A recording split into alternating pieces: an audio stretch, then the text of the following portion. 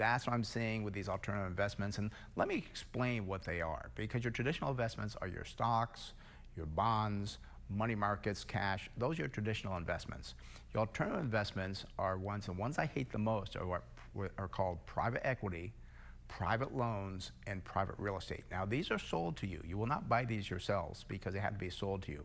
The reason they're sold to you is that your broker says, oh, you're tired of seeing that market fluctuation, we got, inflation, we've got, the wars going on, all this stuff. You need to get out of those risky investments in stocks and buy these alternative assets because they have no market fluctuation.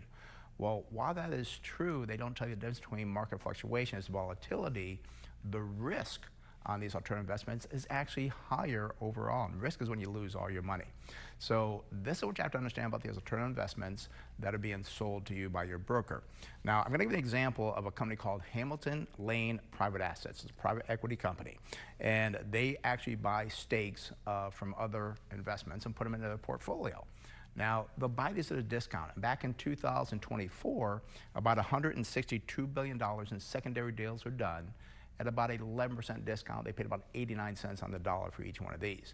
Now, what happens magically, which is surprising to me, is they take that asset that they got 11% discount on, and they put it in their portfolio at full value, which is just wrong to me. If you take that to 11% of the $162 billion, about $18 billion that just magically appeared back on the balance sheets. So these are things that they do. And you got to be very careful of them because you don't see these. And you're stuck in these investments for probably 5, 6, 7 years. And I tell people, from what we've seen, only about a third of people actually make money off of these. The other 2/3 will either break even or lose money, and you can't get out of them. They're very hard to get out. They're non-liquid. That's why you don't see the market fluctuation from them. So you want to be very careful of these, and the fees just kill you.